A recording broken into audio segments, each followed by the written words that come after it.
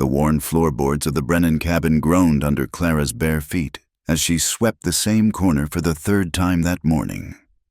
Outside, the Kansas wind rattled the loose shutters, a sound she'd grown accustomed to over her 23 years. The broom's bristles were nearly gone, much like everything else in this place, worn down to nothing, barely holding together. "Clara!" Her father's voice boomed from the front room, thick with last night's whiskey. "Get in here, girl!" She set the broom against the wall with practiced care and smoothed her patched calico dress. Thomas Brennan sat slouched in his chair, an empty bottle at his feet and cards scattered across the table. The acrid smell of tobacco and stale liquor hung heavy in the air. "Yes, Pa? That McCarty fellow's coming by this afternoon." He didn't look at her, just studied his hands as if they held answers to questions he'd never ask. "You make yourself presentable." Clara's stomach tightened. "Not again." "Pa, you said last time." "I said nothing that matters now." His bloodshot eyes finally met hers, cold and calculating.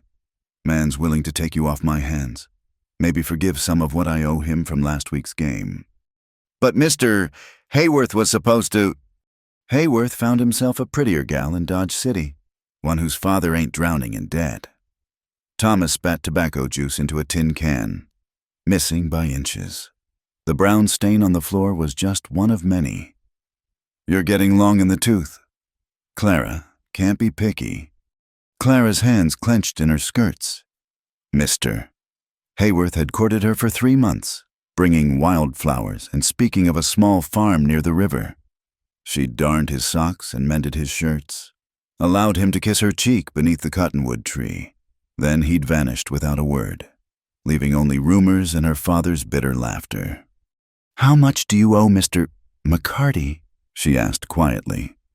"Enough that he's interested in alternative payment." Thomas stood, swaying slightly. "You'll do as you're told. Girl, your mother, God rest her soul, would want you settled." The lie burned like acid. Clara remembered her mother's final days, fevered and calling for the doctor that Thomas wouldn't fetch because he'd gambled away the money. Margaret Brennan had died whispering apologies to her daughter, sorry for leaving her alone with such a man. "Ma would want me happy," Clara said, her voice barely above a whisper. Thomas's hand cracked across her cheek before she saw it coming. The force sent her stumbling into the wall. "Happy? You think happiness puts food on the table, keeps a roof over our heads?" He loomed over her, breath rank with decay and alcohol. "You're lucky McCarty's willing to look past your plainness. Lord knows you got nothing else to offer." Clara touched her stinging cheek but didn't cry. She'd learned years ago that tears only made him angrier. "Yes, Pa." "Good. Now get yourself cleaned up and pin your hair different. Try to look less like a scarecrow." She retreated to her small room, hardly bigger than a closet. The cracked mirror showed a face she'd grown to hate, angular features that men called sharp, pale skin that freckled too easily, hair the color of dried wheat that never held a curl. Her mother had been beautiful once, before poverty and Thomas Brennan had worn her down. Clara saw none of that beauty in herself. From her window, she could see the Garrett family's wagon rolling past. Mrs. Garrett sat beside her husband, their 3 children in the back, heading to town for supplies. A normal family, a loving family. Clara pressed her forehead against the cool glass and wondered what that felt like. By afternoon, she'd changed into her least mended dress and attempted to tame her hair. When Samuel McCarty arrived, she served coffee with steady hands while the men discussed her like livestock. "She's a good worker," Thomas was saying. "Knows her place, quiet-like." McCarty, a man of 40 with graying temples and hands that had seen hard labor, looked her over with the same expression he might use for a horse. "Bit scrawny. Can she have children?" "Her mother birthed 5 before the fever took her. Clara here's got the hips for it."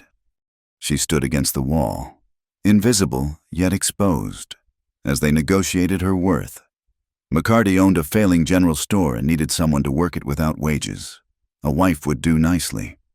I'll think on it, McCarty finally said, tipping his hat to her without meeting her eyes. Got other options to consider? After he left, Thomas turned on her. You stood there like a fence post. Would it kill you to smile? Show some charm? You told me to be quiet, Clara said carefully. Quiet don't mean dead. He slumped back in his chair. We'll see if he comes back. If not, there's always old Pete at the saloon. He's been asking after you. Old Pete was 60 if he was a day, with yellow teeth and wandering hands. Clara's heart sank further. That night, she lay in her narrow bed listening to her father's snores and the coyotes howling in the distance. She thought of her mother's stories about love, how she'd met Thomas at a church social, how handsome he'd been in his soldier's uniform, how he'd promised her the world, before the war changed him, before the whiskey took hold, before the cards became his only love.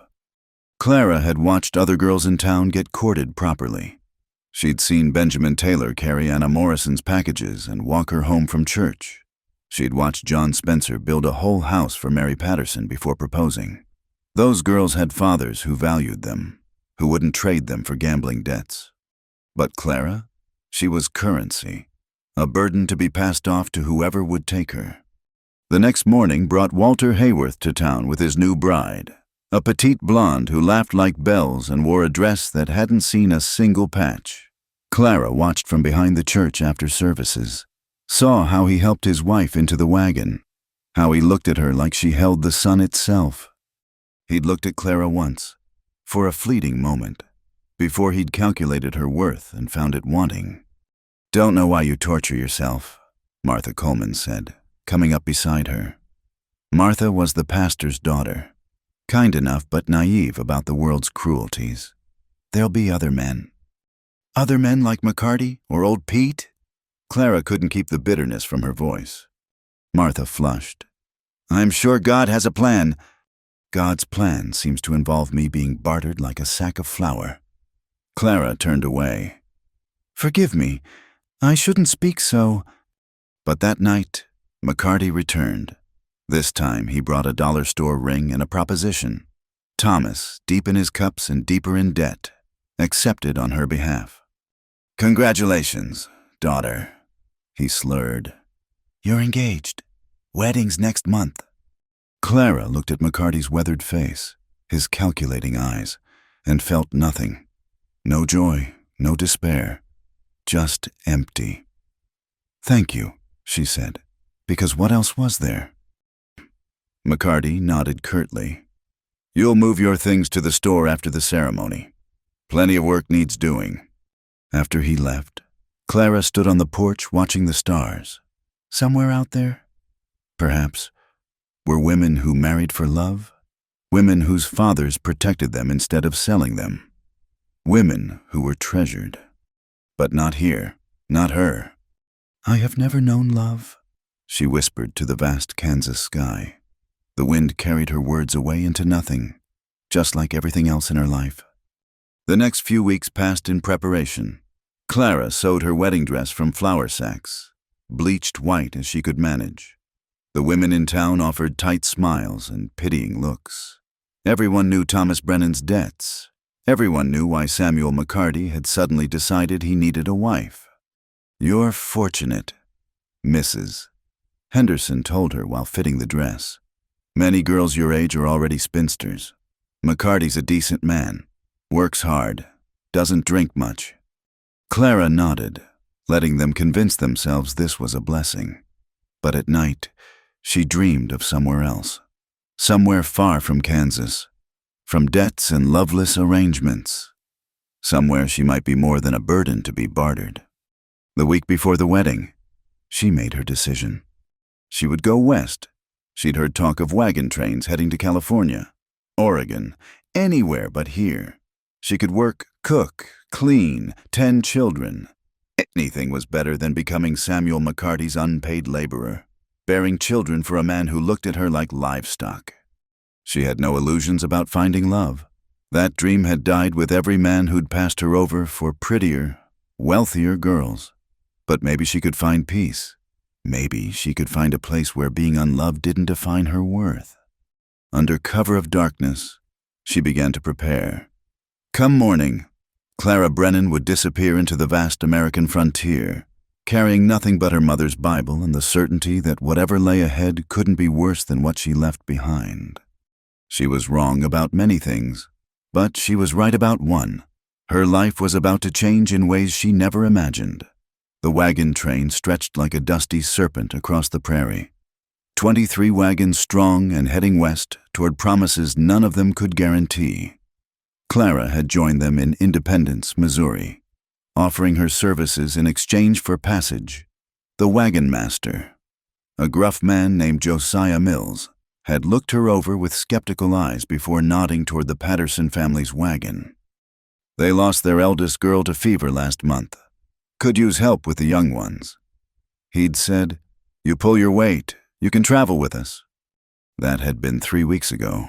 3 weeks of endless plains, choking dust, and the kind of bone-deep exhaustion she'd never known in Kansas, but also 3 weeks of freedom from her father's house, from McCarty's calculating gaze, from a future that had felt like a noose tightening around her neck. The Patterson family consisted of Eugene and Dorothy, both in their 40s, and their 4 remaining children ranging from 6 to 14. They were kind enough, though grief still shadowed Dorothy's eyes when she looked at Clara working in what had been her daughter's place. "You're doing fine, dear," Dorothy would say, patting Clara's shoulder as she struggled with the cook fire or wrestled the younger children into compliance. But Clara could hear the unspoken words, "You're not her. You'll never be her."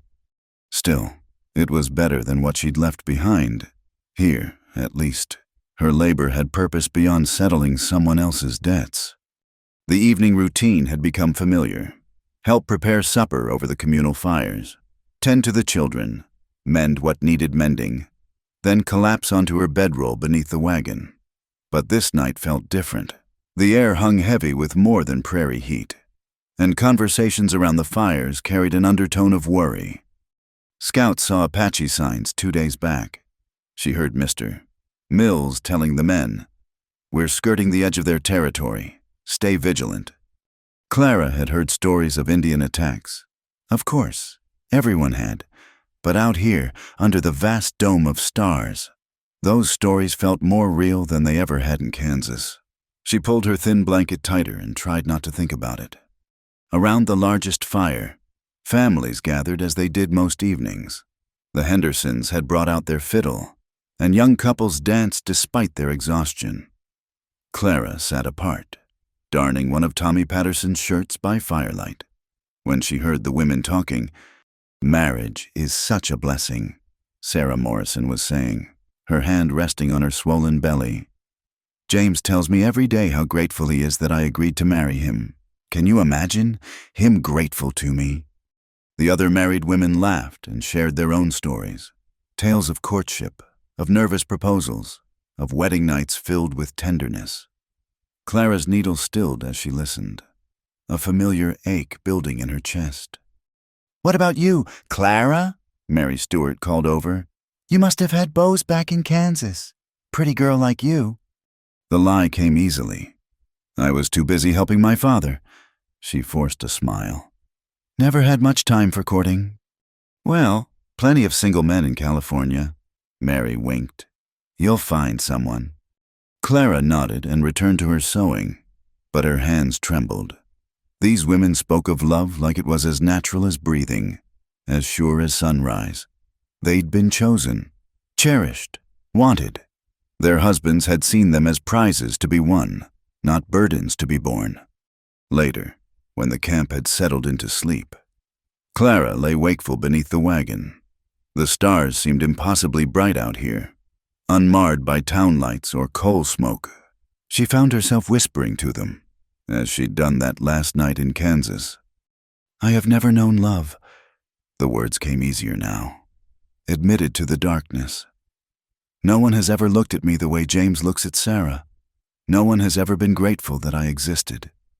The prairie wind carried no answers, only the distant howl of coyotes and the soft snoring of the Patterson children. Clara closed her eyes and tried to imagine what it would feel like. To be loved. To have someone's face light up when she entered a room.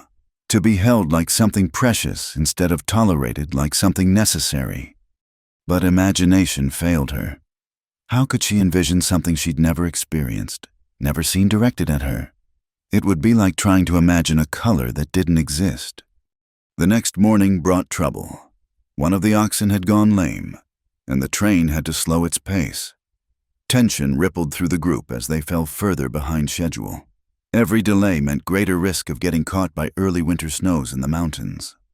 Clara was helping Dorothy with the washing when they heard the commotion. Riders approaching from the east, not Indians, but white men, rough-looking sorts that made even the hardened pioneers nervous. Bounty hunters, Eugene Patterson muttered, checking his rifle. Looking for runaway slaves, most likely, or anyone else they can claim fits a description. The riders circled the camp, asking questions. Clara kept her head down, scrubbing clothes with focused intensity, but she could feel eyes on her. "That one there," a gravelly voice said. "The blonde. She matches a description we got." Clara's heart stopped. Had her father sent men after her, or McCarty?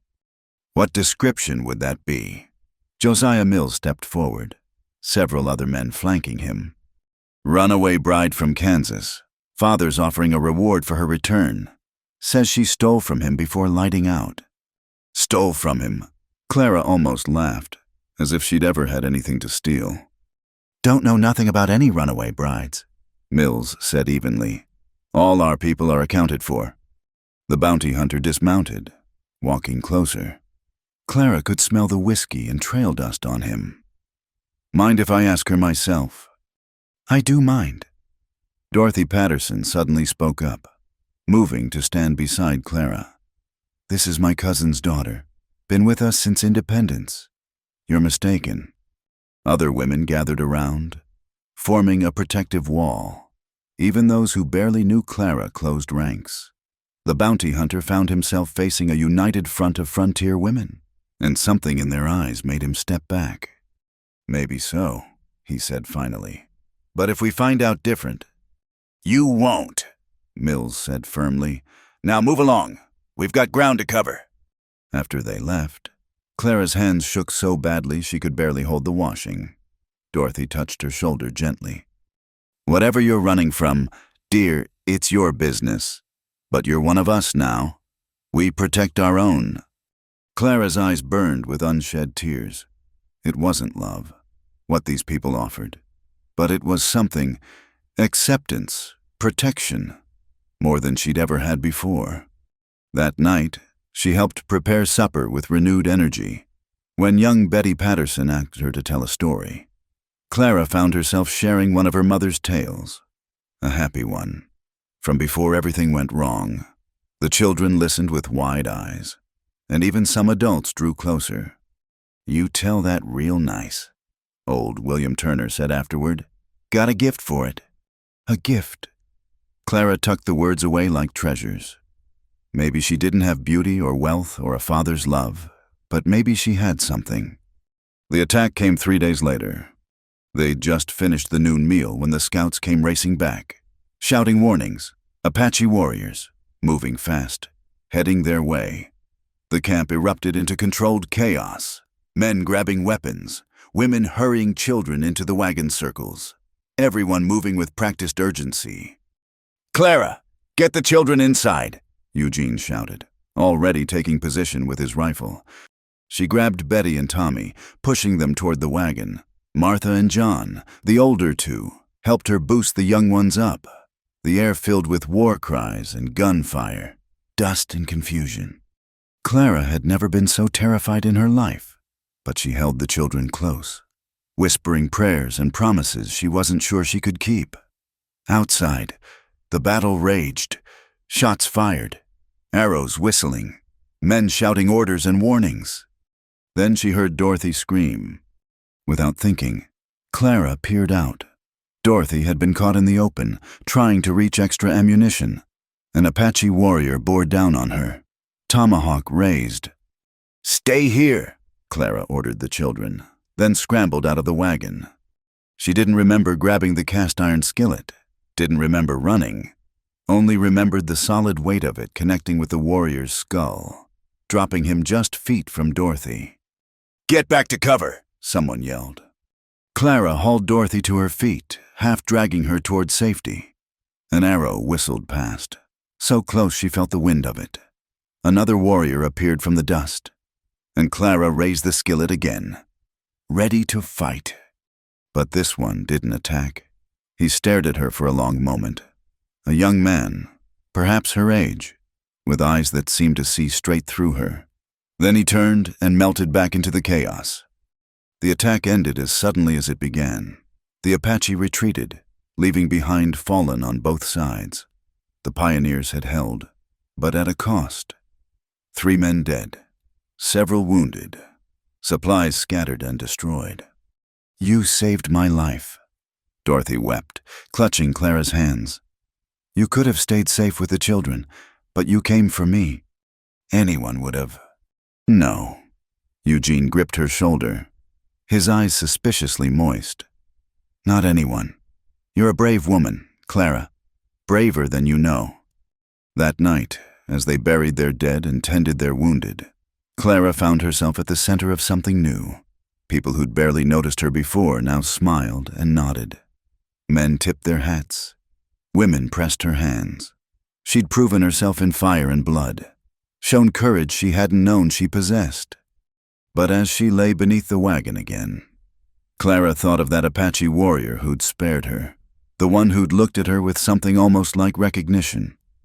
She wondered if he too knew what it was like to be alone, to move through life unmoored from love. "Perhaps none of us really know love," she whispered to the stars. "Perhaps we're all just searching for it, white and Apache alike." The wind offered no arguments, and Clara finally slept, the prairie stars standing witness to her small epiphany. She was still unloved, still alone in the ways that mattered most, but she was alive, she was free, and maybe, just maybe, that was enough. For now, the second attack came at dawn, 10 days after the first. This time, there was no warning. Clara woke to screaming and the thunder of hooves. The camp erupted in chaos, warriors everywhere, arrows finding their marks, families scattering in panic. She grabbed Betty and Tommy, pushing them beneath the wagon. "Stay down!" she shouted over the din. Eugene Patterson was already firing from behind a water barrel. Dorothy crouched nearby, reloading for him, but there were too many attackers, coming from all sides. The wagon train's defenses, strong against a frontal assault, crumbled under the coordinated attack. Clara saw James Morrison fall, an arrow in his chest. His pregnant wife Sarah screamed, trying to reach him. A warrior grabbed her, dragging her toward a waiting horse. "The children!" Dorothy gasped, seeing Clara. "Get them out! Run for the ravine!" But there was nowhere to run. Warriors surrounded them, cutting off escape routes. Clara watched in horror as families were torn apart, wagons set ablaze, their carefully ordered world destroyed in minutes. A hand grabbed her shoulder. She spun, raising the knife she'd taken to keeping close, but stopped short. It was the same warrior from before, the young one who'd spared her. His face was painted for war now, but his eyes held the same strange recognition. He said something in Apache, gesturing urgently. When she didn't move, he pointed at the Patterson children, then at himself, making what seemed to be promises of safety. "No," Clara said firmly, stepping between him and the wagon. "No!" An older warrior shouted something sharp. The young man responded, gesturing at Clara. An argument erupted between them, even as the battle raged around them. "Finally!" The younger warrior grabbed Clara's wrist, his grip firm but not painful. She fought him, using the knife, her nails, anything, but he was stronger, and her struggles were hampered by her skirts and exhaustion. He dodged her wild swings, speaking continuously in Apache, his tone almost pleading. Then Eugene Patterson appeared, Rifle raised, the young warrior moved faster than thought, knocking the weapon aside.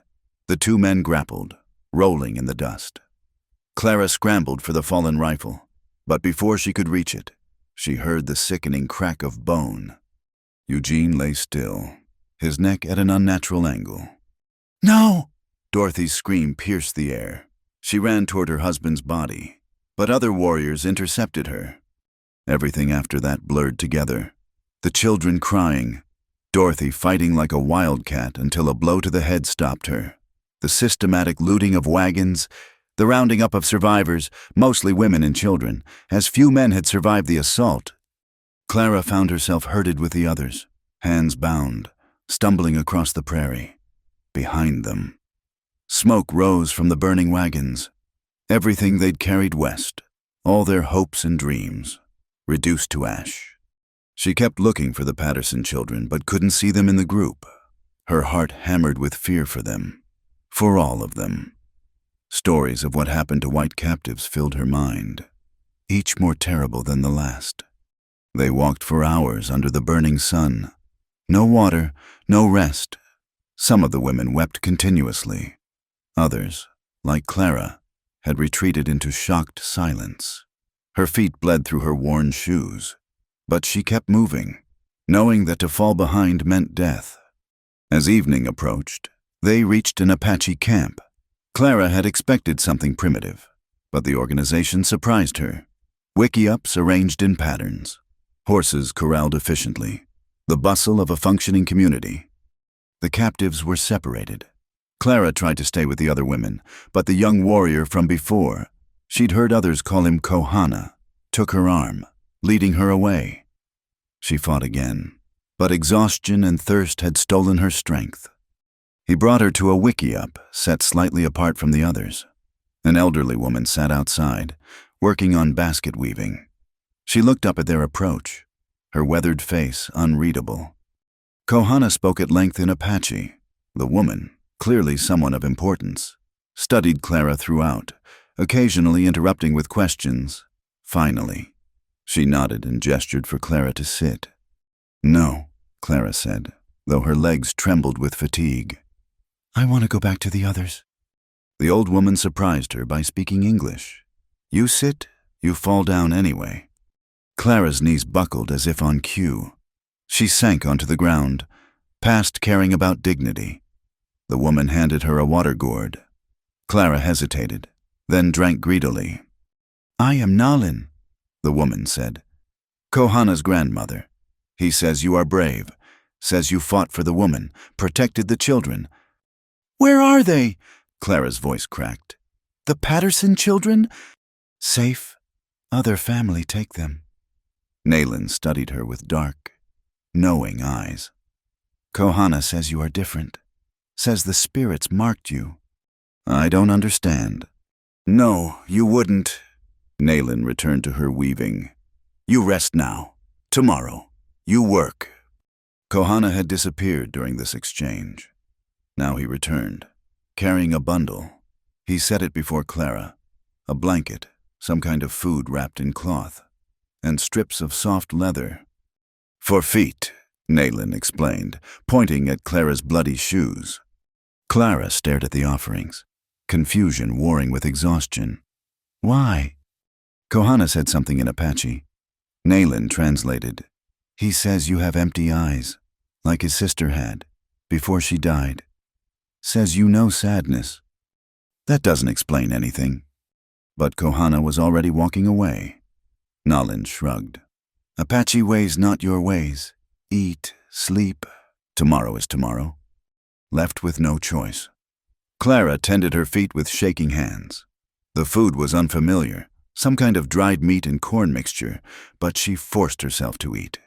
Every survival instinct screamed at her to stay alert, to plan escape, but her body betrayed her. Wrapped in the blanket, she fell into exhausted sleep. She woke to the sound of activity. The camp was already bustling, people going about their daily lives as if white captives were an ordinary occurrence. Perhaps they were. Nayland appeared, handing her a different dress, soft deerskin, simpler than her torn calico. You work today. Your clothes no good here. Clara wanted to refuse, to cling to this last piece of her former life. But practicality won. She changed behind the wickiup, feeling strange in the Apache garment. The work was hard but not unfamiliar. Hauling water, preparing food, the endless tasks of maintaining life. The other Apache women mostly ignored her, though a few watched with open curiosity. She caught glimpses of other captives working elsewhere in the camp, but attempts to approach them were firmly discouraged. Kohana kept his distance during the day, but she often felt his eyes on her. In the evening, he appeared at Nalin's wickiup, bringing fresh game. He cleaned and prepared it without speaking, occasionally glancing at Clara. "Why doesn't he have a wife?" Clara finally asked Nalin, a warrior his age. "His woman died. White man's sickness, 2 winters ago. He grieved long time. Too long, some say." Nalin's hands never stopped their work. "Now he sees you, thinks maybe spirits send you for reason." I can't be anyone's replacement." "No one said replacement." Nalin's voice was sharp. "Apache no death, no loss, but also no life continues. Heart continues." That night, Clara lay awake thinking about loss, about Eugene Patterson's body in the dust, Dorothy's screams, the children torn from everything familiar. Her own losses seemed small by comparison. A loveless father, men who'd rejected her, a life of emptiness. At least she'd chosen to leave. These people had choice ripped from them by violence. Days passed in routine. Clara learned basic Apache words out of necessity. She discovered that Kohana wasn't the only one who spoke some English trait in conflict had made bilingualism useful. She also learned that not all captives were treated the same. Some were clearly slaves, worked hard and watched constantly. Others, especially children, were being absorbed into families who'd lost their own. And then there was her, in some strange middle ground she didn't understand. "You could run," one of the other captives whispered when they passed at the stream. "Martha Williams, taken from a different wagon. They don't watch you as close." "Where would I go?" Clara whispered back. "We're days from anywhere. Better to die trying than live like this." But Clara wasn't sure that was true. The life here was hard. Yes, but was it harder than what she'd left? At least here, no one called her plain or worthless. No one tried to trade her for gambling debts. She worked, she ate, she slept. It was a kind of existence. One evening, Kohana brought something besides food, a small carved wooden bird, delicate and beautiful. He set it before her without word or explanation. "For you," Nalin translated unnecessarily. Clara picked it up, running her fingers over the smooth wood. "Why?" Kohana spoke at length this time. Nalin listened, then translated in pieces. "He says you remind him of caged bird he once saw in white man's town. Beautiful but sad. Wings but no sky. He says here, you could learn to fly." "I'm not beautiful," Clara said automatically. Kohana frowned, spoke sharply. Nalin smiled slightly. "He says you speak lie. Says beauty is not just face, is spirit, is courage. You have both." Clara felt heat rise in her cheeks. She looked at Kohana, really looked at him for the first time. Strong features, yes, but kind eyes. Hands that could kill but also create delicate art. A man who saw something in her that 23 years in the white world had never revealed. "I don't understand," she whispered. "No," Nalin agreed. "But understanding comes, maybe." That night, Clara clutched the wooden bird and stared at unfamiliar stars. For the first time since the attack, she didn't think about escape. Instead, she wondered what it might mean to learn to fly. The thought terrified her more than captivity ever could. Clara woke to find her ankle wrapped in soft leather strips, cushioned with some kind of moss. The throbbing pain from yesterday's fall had dulled to a manageable ache. She hadn't heard anyone enter during the night, but the careful bandaging spoke of gentle hands. Nalin sat outside, grinding corn in the pre-dawn darkness. "Kohana fixed your foot," she said without looking up. "He knows healing. Learned from his mother." "I didn't ask." "No, you never ask. Too proud or too afraid?" Clara couldn't answer that. She tested her weight on the injured ankle, finding it surprisingly stable. The binding was expertly done, allowing movement while providing support. The camp stirred to life as the sun painted the eastern sky crimson. Clara had learned the rhythms by now: women starting fires, children running between wiki-ups, men preparing for hunts or raids. But this morning felt different. There was a tension in the air, conversations held in hushed tones. "War party returns today," Nayland explained, reading Clara's confusion. "Many wounded, much work." As the morning progressed, Clara saw the truth of it. Warriors limped into camp, some supported by companions. Others carried on makeshift litters. The raid hadn't gone well. Women rushed to tend their men. Children watched with wide, frightened eyes. Clara helped where she could, carrying water, tearing cloth for bandages. Her white skin drew hostile looks from some, but the wounded needed care more than they needed to indulge hatred. She worked in silence, trying to be invisible. Then she saw him, Kohana, supporting another warrior whose leg bore a deep gash. Blood soaked through the temporary binding, leaving a trail in the dust. Without thinking, Clara grabbed clean water and cloths, following them to where the wounded were being treated. An older woman, the band's primary healer, was overwhelmed. She barked orders in Apache, gesturing frantically. Clara didn't understand the words, but the meaning was clear. She knelt beside the wounded man, pressing cloth against the flowing blood, while the healer tended to someone whose need was even greater. Kohana worked beside her, his movements efficient despite his own exhaustion. Together they cleaned the wound, packed it with herbs Clara didn't recognize, bound it tight. The warrior groaned, but remained conscious, his eyes moving between his friend and the white woman helping save his life. Hours passed in a blur of blood and pain. Clara's dress was ruined, her hands stained, her back aching from bending over the wounded. But she didn't stop. Couldn't stop. These might be her captors, but they were also human beings in pain. When the crisis finally passed, when the last wound was bound and the dead prepared for burial, Clara found herself sitting by the stream, trying to wash the blood from her hands. They shook now that the urgency had passed, reaction setting in. "You did good," Kohana's voice, speaking careful English. She looked up, startled. He rarely spoke directly to her, usually communicating through Nayland. "People were hurt. Enemy people." He sat beside her, not close enough to touch, but closer than Apache propriety usually allowed. "You could not help. No one make you—" "I couldn't just watch them suffer." He was quiet for a long moment, then spoke in a mixture of English and Apache, with gestures to fill the gaps. She understood enough. His sister had been like that, unable to see suffering without trying to ease it, even when their father was killed by white soldiers. She had argued against revenge, speaking of healing instead of hatred. "What happened to her?" Clara asked softly. "Sickness.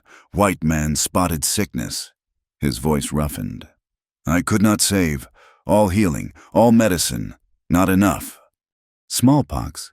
Clara had seen its ravages, knew its merciless progression. "I'm sorry."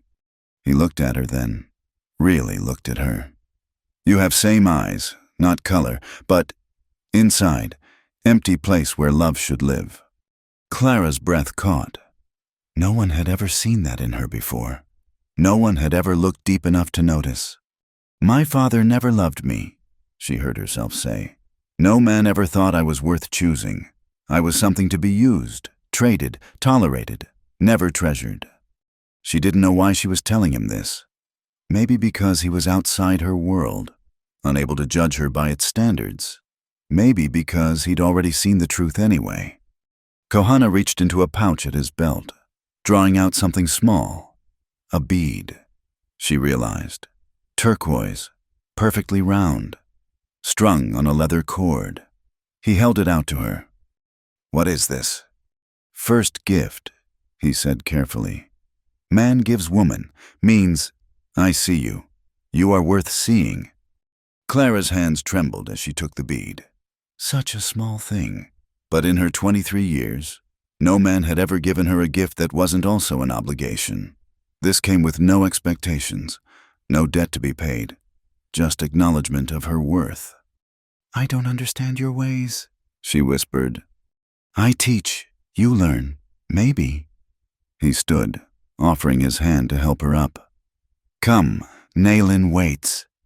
That evening, the camp mourned its dead with ceremonies Clara observed from a respectful distance.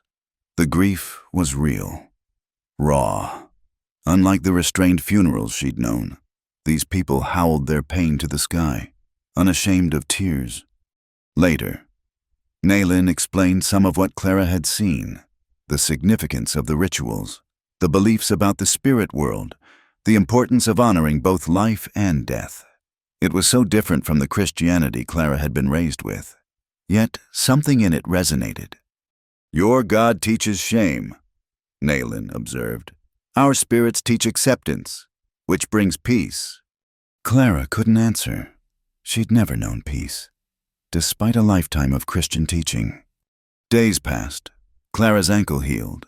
She learned more Apache words, understanding growing beyond mere survival needs. Kohana began teaching her other things: how to identify edible plants, how to read weather signs, how to move quietly through the brush. "Why are you teaching me this?" she asked one day as he showed her how to set a simple snare. "You need to know, to be strong, not depend on others always." It was a foreign concept. Her entire life had been about depending on others. Her father, potential husbands, the kindness of wagon train families. No one had ever thought to teach her independence. But not everyone approved of Kohana's attention. She caught the hostile glances, heard the sharp words she was beginning to understand. Some were from women who had lost men to white soldiers, others from warriors who saw her presence as an insult to Apache pride. One evening, matters came to a head. A warrior named Kuruk confronted Kohana by the central fire, speaking loudly enough for all to hear. Clara caught enough words to understand the accusation, that Kohana dishonored his sister's memory by favoring a white woman. Kohana responded calmly at first. Then, with growing heat, the argument escalated, others taking sides. Clara shrank back, wishing she could disappear, knowing she was the cause of this discord. Then Kuruk spat at her feet, saying something that made several women gasp. Kohana moved faster than sight, knocking the other man to the ground. They grappled in the dirt, a vicious fight that others had to break up. When they were finally separated, both bleeding, the chief spoke. Clara understood little, but Naylin translated later. Kohana had claimed the right to court her, to protect her as his chosen woman. It was a public declaration that changed everything. That night, Clara couldn't sleep. She fingered the turquoise bead, trying to make sense of it all. A man was fighting for her, not for her dowry or her labor or to settle a debt, but for her. The concept was so foreign she couldn't grasp it. When dawn came, she found Kohana by the stream, washing dried blood from his face. His lip was split, one eye swollen shut. "You shouldn't have fought," she said. "Kuruk is wrong. You are not enemy. You are Clara." The simple statement undid her. She sank to her knees beside him, tears flowing for the first time since her capture. Years of rejection, of being unwanted and unloved, poured out in silent sobs. Kohana didn't touch her. That would be improper. But he stayed close, his presence a comfort she'd never known. When her tears finally stopped, he spoke softly in Apache, then translated. "I tell you story. Long ago, sky was empty, no stars, moon was lonely, cried every night. Creator took pity, threw handfuls of light into darkness. Now moon has countless companions, never alone." He paused. "You were moon. Now you have stars." Clara looked at him through swollen eyes. "I don't know how to be loved." "Then I teach this too," He stood, extending his hand again. You are worth teaching. As she took his hand, letting him pull her to her feet, Clara felt something shift inside her chest. Not love, not yet. She didn't know what love felt like, but maybe, for the first time in her life, the possibility of it. The sun rose over the Apache camp, painting everything golden, and Clara, who had never known love, began to believe she might be worth loving after all. The first Apache word Clara truly understood was isan, woman, but when Kohana said it, pointing to her, it sounded different from when others used it. In his voice, it carried weight, respect, something she couldn't quite name. She sat with 3 Apache women by the stream, learning to scrape hide. Her hands, soft from years of indoor work, bled from the effort. But she didn't complain. Complaining earned no respect here. Only work did. Hold knife this way, said Awan, the youngest of the women. She had lost her husband in the same raid that brought Clara here, yet she showed patience with the clumsy white woman. Too steep, you tear, too shallow. Hair stays. Clara adjusted her grip, copying Awan's movements. The work was hard, repetitive, essential. Every hide they prepared meant warmth for winter, trade goods for necessities. Nothing was wasted. You learn quick, said another woman. Naili. It wasn't quite approval, but it was acknowledgement, progress. As the days blended into weeks, Clara found herself settling into rhythms she'd never known. Wake before dawn, tend the fire, haul water, prepare food, work hides or weave baskets or gather plants. Always something to do, but it was different from the endless drudgery of her father's house. Here, work had purpose beyond serving male whims. It sustained life, built community, earned belonging. Kohana maintained careful distance during the days, respecting propriety. But in the evenings, he would appear at Nalin's wickiup with small offerings, a rabbit he'd snared, wild berries, once a handful of piñon nuts. He would sit across the fire from Clara, teaching her words through gestures and patient repetition. Gocha, fire. Tu, water. Sheisan, my woman. The last one he said quietly.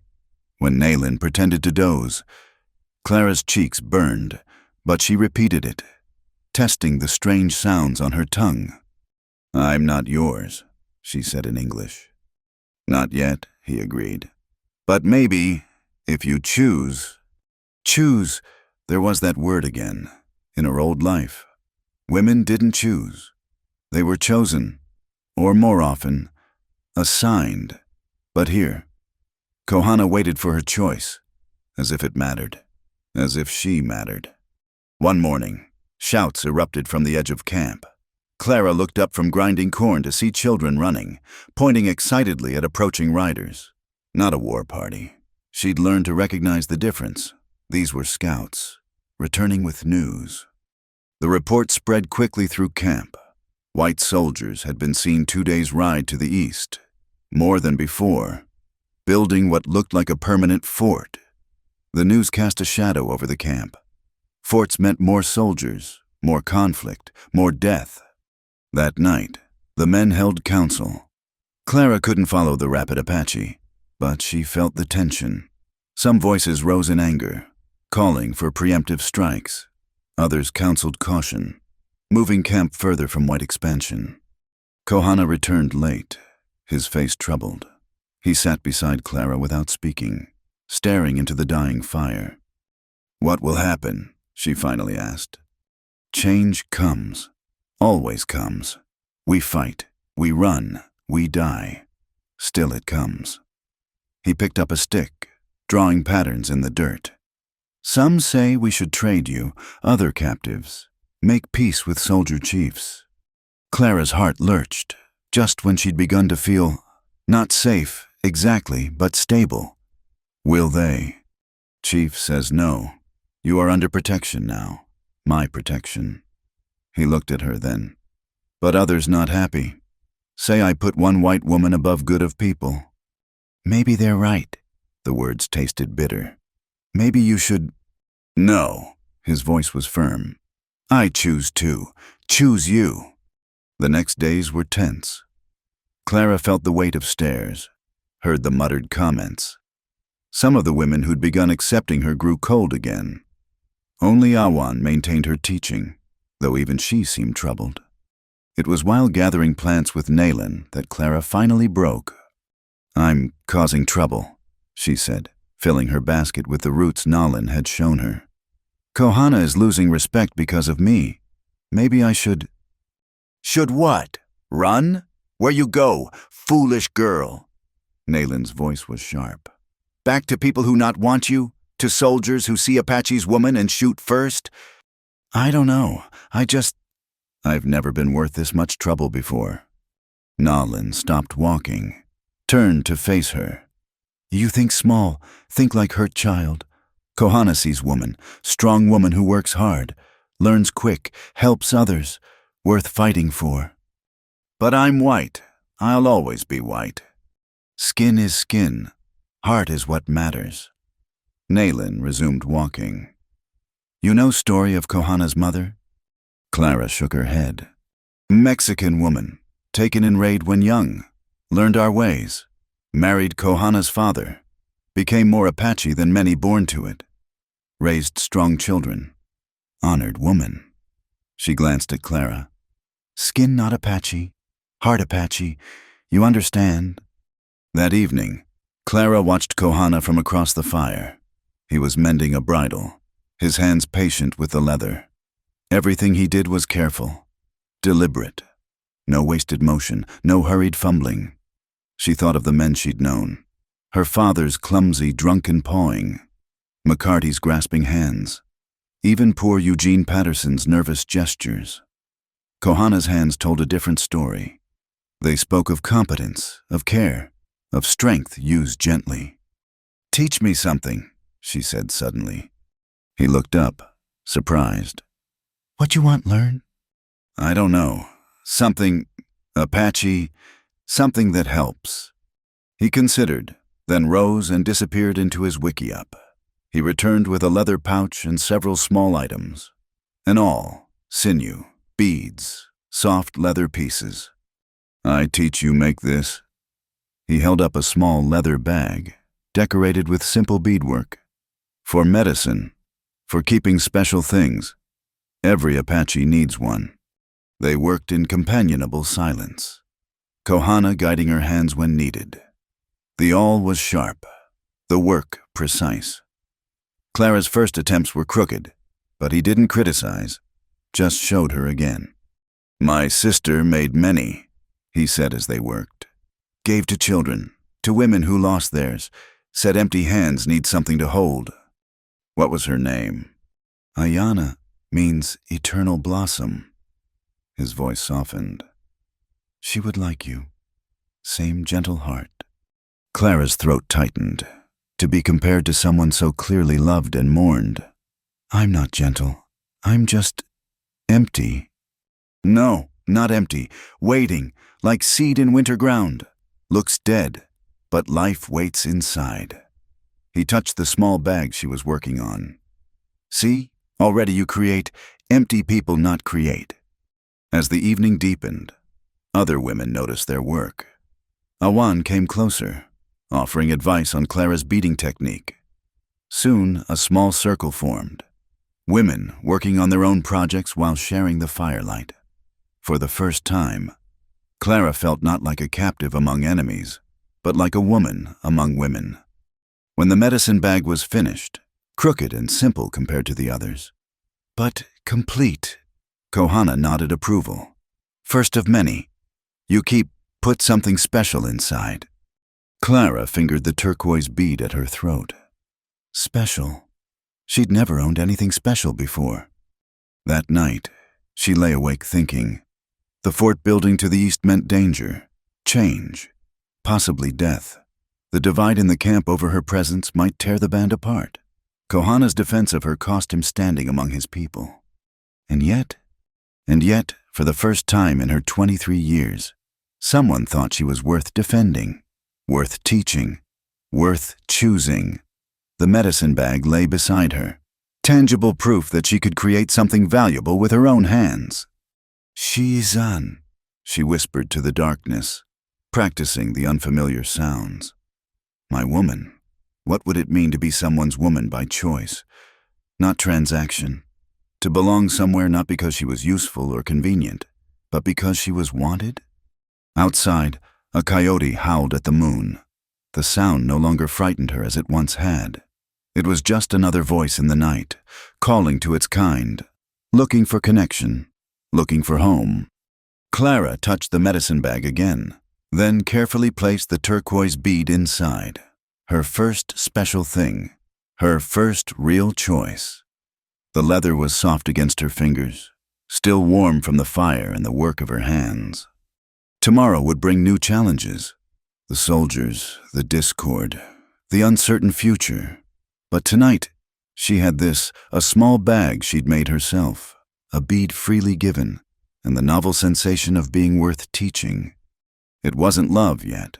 She still didn't know what love felt like, but it was something. A seed in winter ground, waiting for the right moment to grow. The news arrived with a dust-covered scout, his horse lathered with sweat from hard riding. Clara didn't need to understand every word to grasp the urgency. Soldiers were coming. Not just a patrol, but a full column, heading directly for their camp. The reaction was immediate. Women began packing essentials while men prepared weapons and horses. Children, sensing the adults' fear, clung to their mothers. Clara found herself swept into the organized chaos, helping Nalin pack dried meat and medicine bundles. "Where will we go?" Clara asked. "Mountains, hidden valley, soldiers not find." Nalin's hands never stopped moving. "Maybe?" Kohana appeared, already painted for war. The gentle teacher of evening lessons was gone, replaced by a warrior ready to defend his people.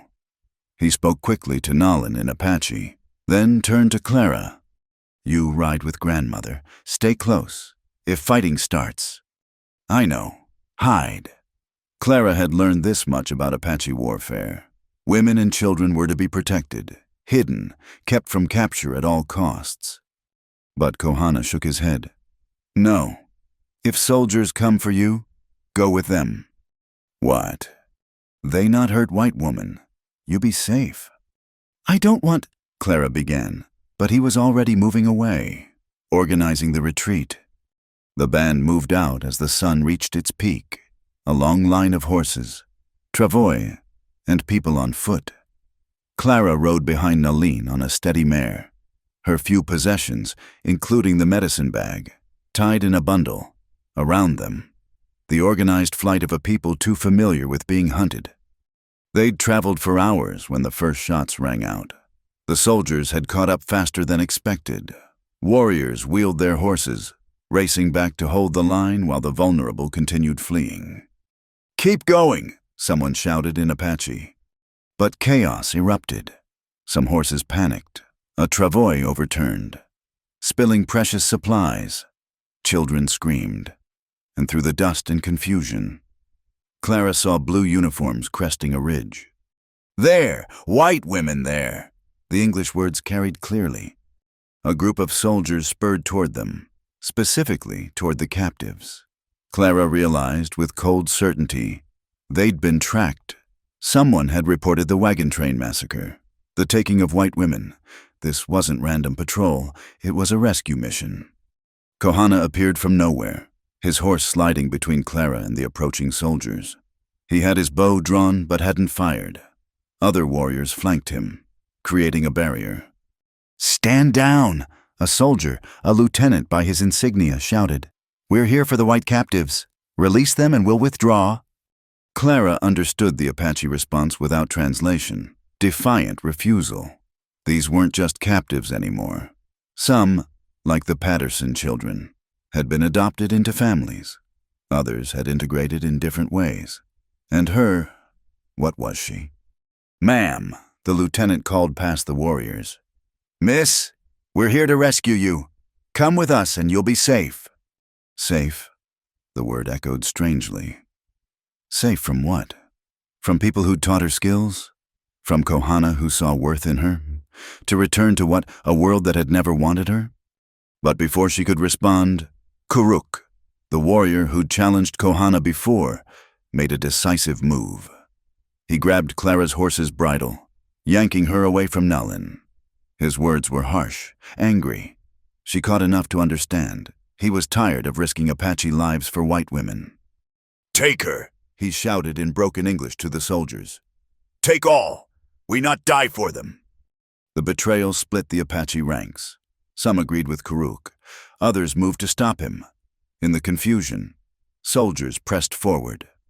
Kohana's horse reared as he tried to reach Clara, but other warriors, his own people, blocked him. "No," Clara found her voice. "I don't want to go." But her words were lost in the chaos. A soldier grabbed her horse's reins. Others surrounded the captives, forming protective circles. She saw Martha Williams being pulled onto a soldier's horse, saw children being pried from Apache women's arms. "Please," Clara appealed to the lieutenant. "I want to stay." He looked at her with a mixture of pity and disgust. "Ma'am, you're clearly suffering from captivity syndrome. Don't worry, you'll be safe now." "You don't understand." But Kohana understood. She saw it in his eyes as warriors held him back. Apache warriors, choosing their people's safety over his heart. He fought them, calling her name. But there were too many. The last thing Clara saw as soldiers led her away was Kohana breaking free, only to be brought down by his own cousins, not to hurt him, but to save him from a suicidal charge against armed soldiers. The ride to the fort was a blur of tears and protests. The soldiers treated her gently, as one might handle fragile glass. They offered water, food, even a jacket to cover her Apache dress. Their kindness felt like violence. "You're safe now." The Lieutenant Morrison, kept saying, "The savages won't hurt you anymore." "They didn't hurt me," Clara said for the dozenth time. "They were teaching me—" "That's what they do," another soldier interrupted. "Break white women down. Make them think they're better off with Indians. Don't worry, miss. Few weeks back in civilization, you'll forget all about it."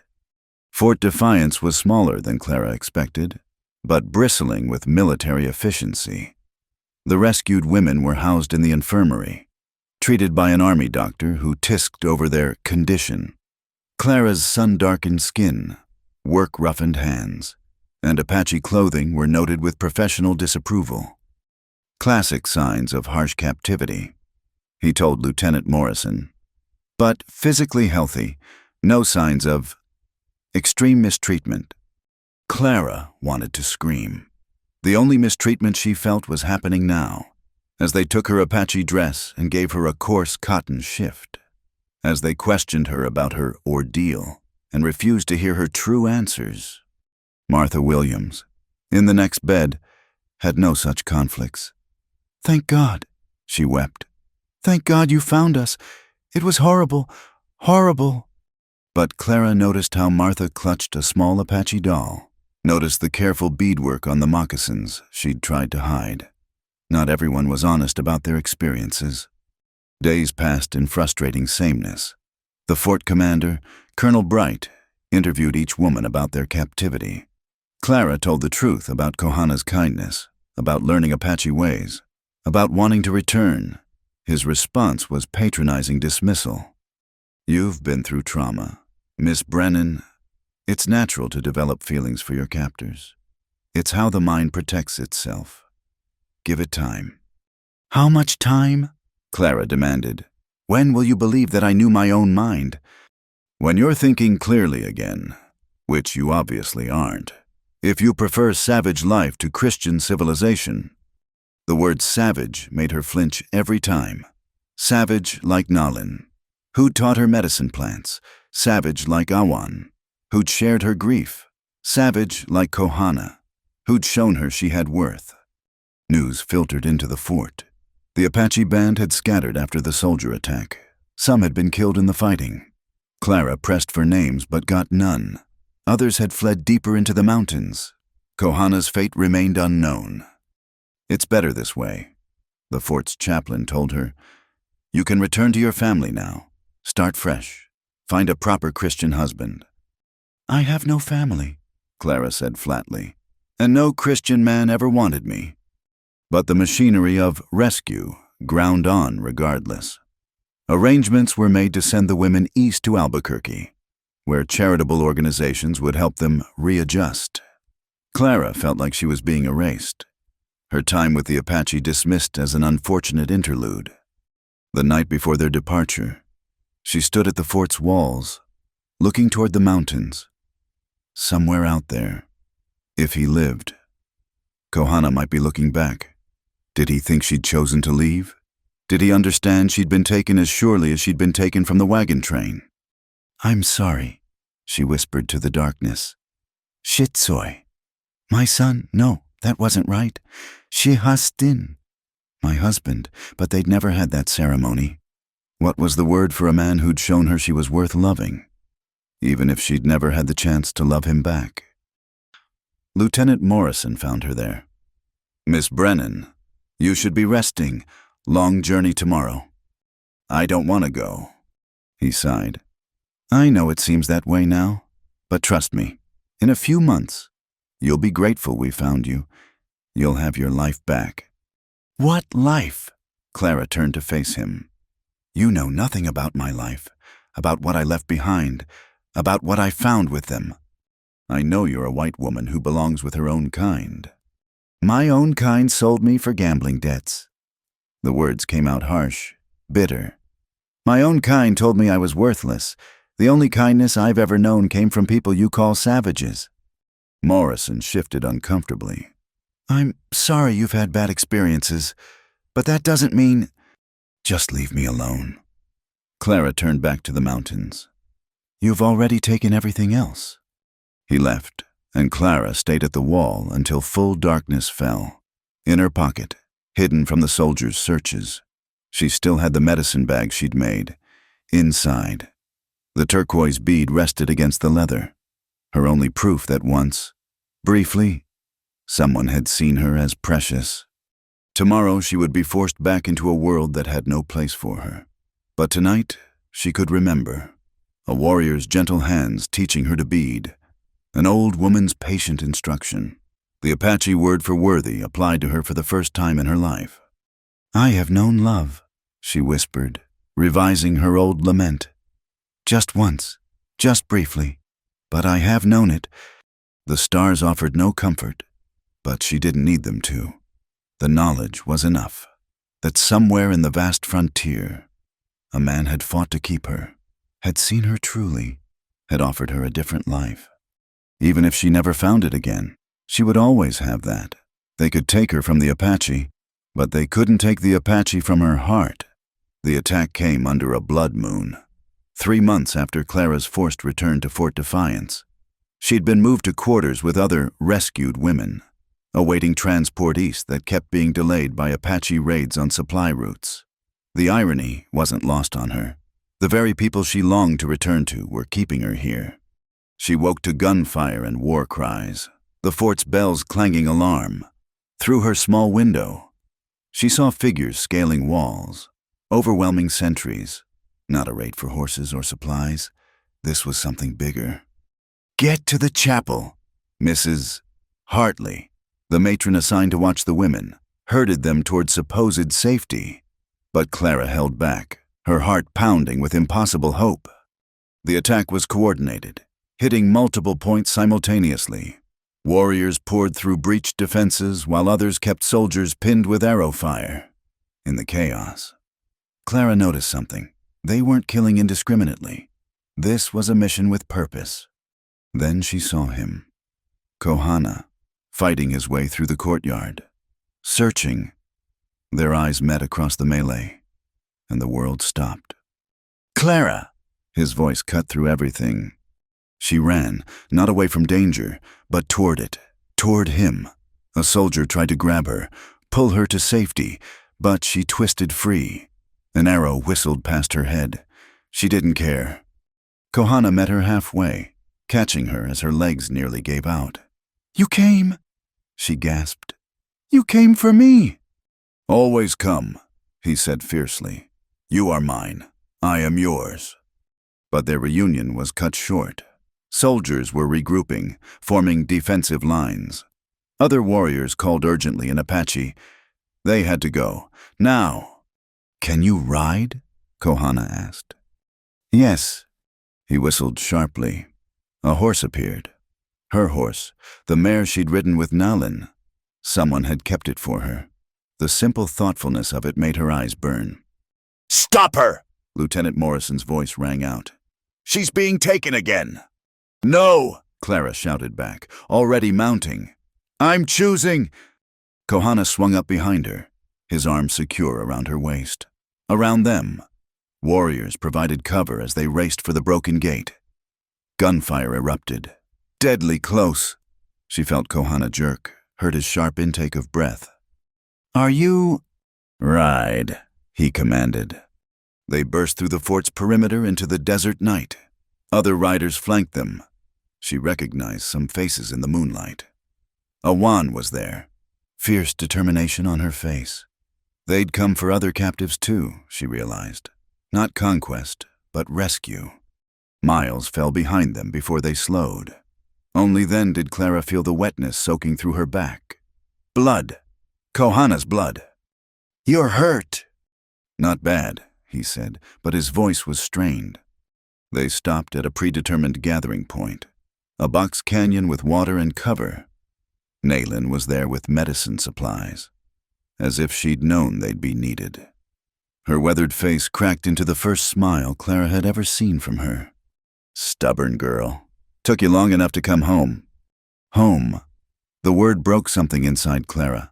She helped Kohana down, saw the bullet furrow across his ribs. Not fatal, but painful and bleeding freely. Let me, she said, reaching for the medicine supplies. Her hands remembered Nalin's teachings as she cleaned and packed the wound. Kohana watched her work, his eyes soft despite the pain. You kept the knowledge, he observed. I kept everything. She touched the medicine bag still at her throat, hidden beneath the fort's issued clothing. I never stopped being who you taught me to be. Others filtered in, warriors reporting success, families reuniting. Not all the captives had chosen to come. Martha Williams had screamed for soldiers to save her. But the Patterson children were there, clinging to their adopted Apache mother. Choice. It all came down to choice. As dawn approached, they prepared to move deeper into the mountains. The fort would send pursuit, but the Apache knew paths soldiers couldn't follow. Still, it meant a hard life ahead, constant movement, scarce resources, always watching for attack. You understand? Kohana asked as she helped him mount. This life, not easy, always running, always danger. Not what white women expect. White women expect to be sold to pay debts, Clara said firmly. White women expect to be property. I choose freedom. I choose you. He caught her hand. At Fort, I thought you chose them. Thought you wanted their world. Never. They took me. Just like before. Only this time. I knew what I was losing. She squeezed his fingers. I told them I wanted to stay. They said I was mad, that I didn't know my own mind. You know, I know, is enough. The band moved through the day, pushing hard despite exhaustion. Clara rode with Kohana, supporting him when his strength flagged. The bullet wound wasn't serious, but blood loss and effort took their toll. That night, camped in a hidden valley, the reality of their situation became clear. The raid had cost them 3 warriors dead, several wounded, precious supplies left behind in the speed of retreat, and the fort would demand retribution. War comes now, the chief said grimly. No more small peace. They will hunt us. Arguments erupted. Some blamed Kohana for bringing trouble by insisting on retrieving Clara. Kuruk, surprisingly, defended him this time. She proved herself, he said gruffly. Came willing, 10's wounded. Apache in heart if not blood. It wasn't full acceptance, but it was progress. Clara worked among the wounded, using skills Naylan had taught her. Each warrior she helped was one less voice against her presence. Late that night, she sat with Kohana by a small fire. His fever had broken, the wound beginning to heal clean. Around them, the camp settled into exhausted sleep. "Why?" she asked softly. "Why risk everything to come for me?" He was quiet so long she thought he wouldn't answer. Then, "You know the sickness that took my sister?" Clara nodded. "I was with War Party when it came. Gone many days. Came back, found her dying. She asked for water. Simple thing, water. But I had to go to stream, fill container, bring back. Those moments, she died while I walked, alone, asking for water I couldn't give fast enough." He stared into the fire. "Since then, I think, what is worth fighting for? What matters? Pride, territory, revenge? Oh, nothing. Only this matters, being there, not letting go, not being too late." "So you came for me." "Would always come. You are not my sister, not her spirit returned. You are Clara. Different pain, different strength, but same truth worth fighting for, worth dying for, worth living for." Clara's eyes blurred. No one had ever thought her worth any of those things. "I still don't know how to love properly. I've never had anyone show me." "Then we learn together. Apache way is patience. I wait. You learn. We find path." She leaned against his uninjured side carefully. "What if the soldiers catch us? What if your people decide I'm too much trouble? What if sun doesn't rise? What if eagles forget to fly?" He touched her face gently. "Cannot live in what if, only in what is. What is, you are here, I am here. We breathe same air, see same stars, is enough for tonight. Teach me to say it. In Apache, I love you." "Not ready yet," he said, but smiled to soften it. "First learn smaller words. Nigo-san, you are my woman. Say." She tried, mangling the pronunciation, he corrected patiently, over and over, until she got close. "Good. Now, Nil Chede Shal. I will go with you. Important words, means choosing, every day." They practiced until her throat was raw from the unfamiliar sounds. But each word felt like a promise, a bridge between who she'd been and who she was becoming. A coyote howled somewhere in the darkness, that same lonely sound she'd heard on countless nights. But now Kohana howled back, soft and playful, and the coyote answered. And suddenly, it wasn't lonely at all, just creatures calling to each other across the darkness, confirming they weren't alone. "See?" he said. "Everyone looks for same thing. Connection, pack, belonging. You found yours." Clara fingered the medicine bag at her throat, felt the turquoise bead inside. Such a small thing to build a life on. But maybe all lives were built on small things. A word of kindness, a patient teaching, a choice to see worth where others saw none. Tomorrow would bring pursuit, danger, an uncertain future with a hunted people.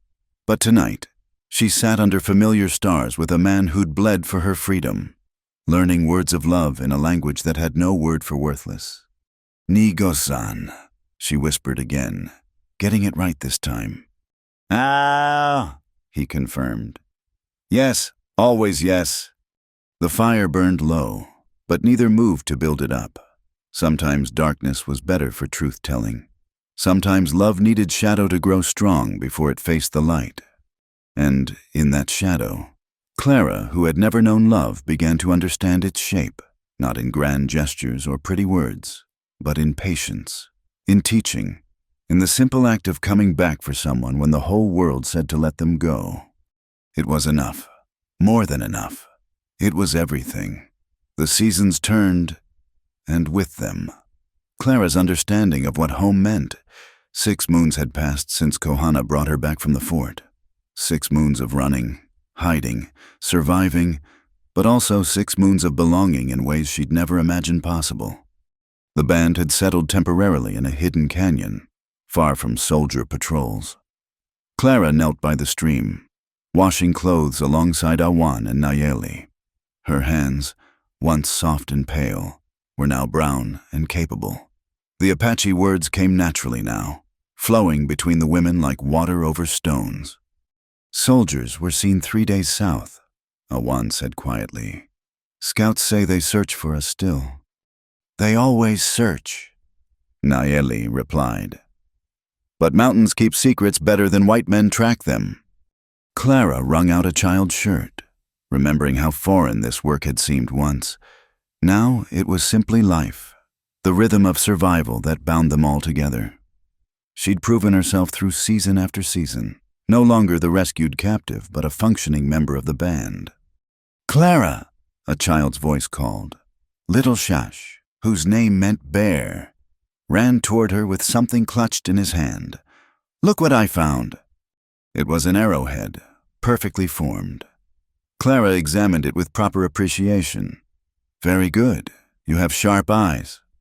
The boy beamed and scampered off. A year ago, the children had hidden from her.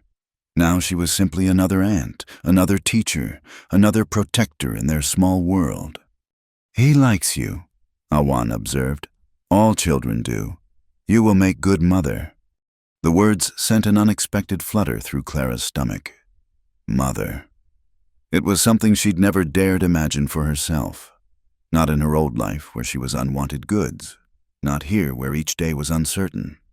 That evening, Kohana returned from a hunting party, bringing fresh deer. Clara helped with the butchering, their movements coordinated from months of working together. They didn't need words for this anymore. She knew when he'd reach for the skinning knife. He knew when she'd need the scraping tool. "Soldiers are building another fort," he told her later, as they sat by their fire. "Closer. Soon we must move again." "Where will we go?" "West, maybe south. Chief councils with other bands. Maybe join together. Be stronger." Clara heard what he didn't say, that joining other bands meant new dynamics, new challenges to her acceptance. Some Apache groups had never taken white captives, would never understand one choosing to stay. "Are you afraid?" she asked. "Fear is wise sometimes. Keeps us careful." He studied her face in the firelight. "You fear." "Yes, but not of soldiers or new bands." She struggled to find words.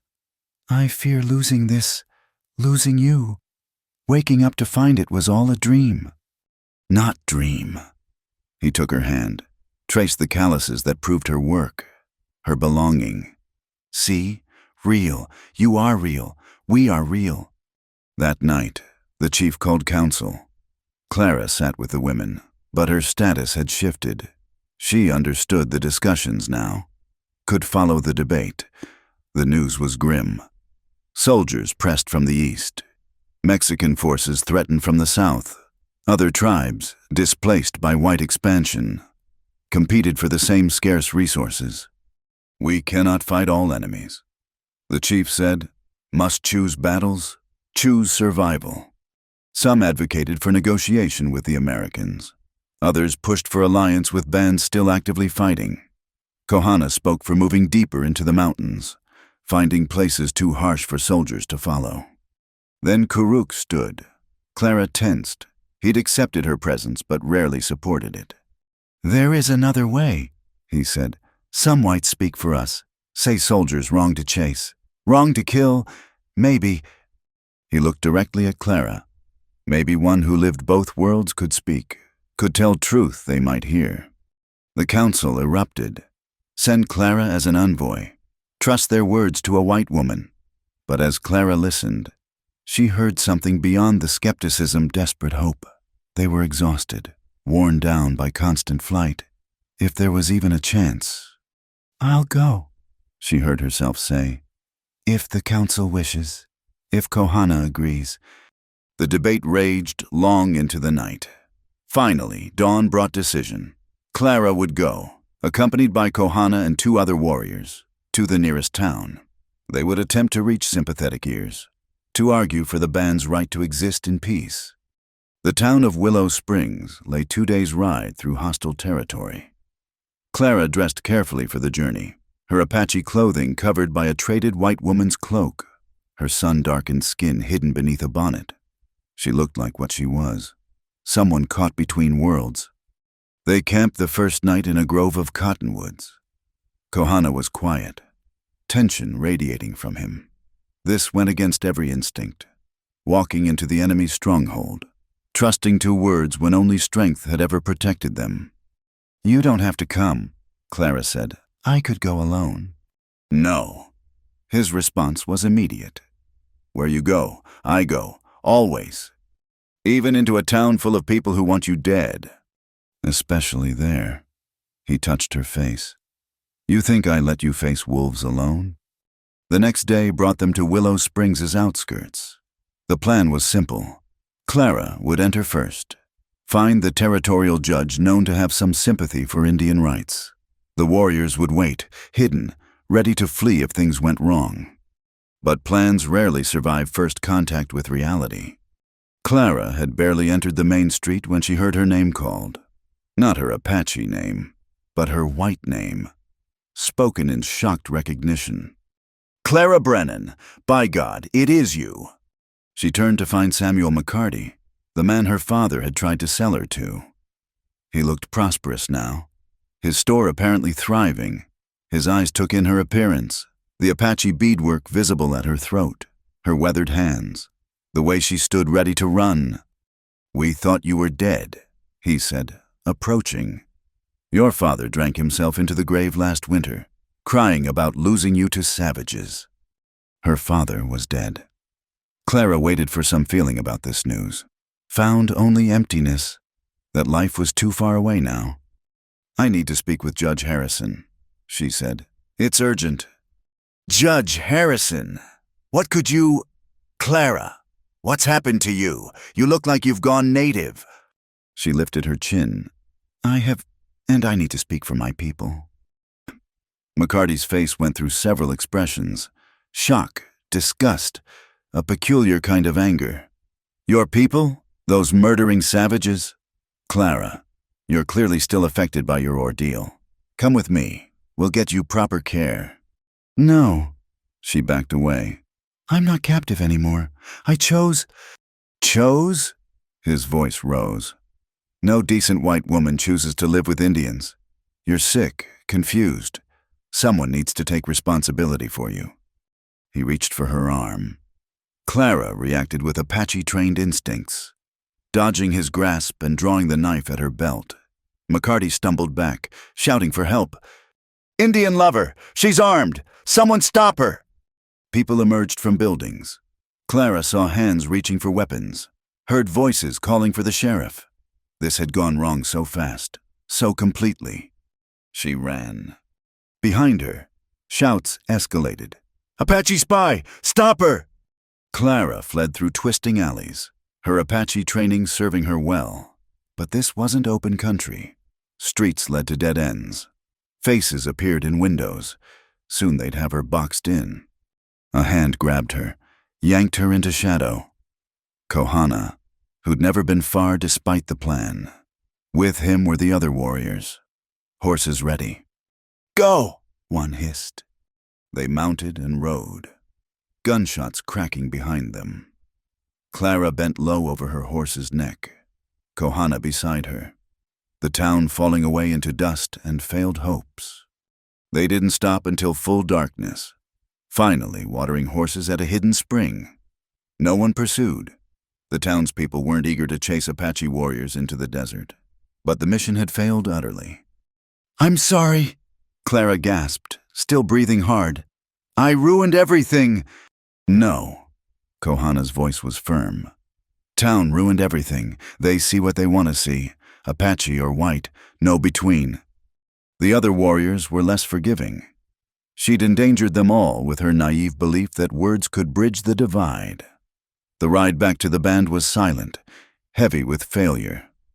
But when they arrived, the chief's response surprised her. "You tried. Takes courage to walk into enemy camp with only words. Not your failure. Theirs."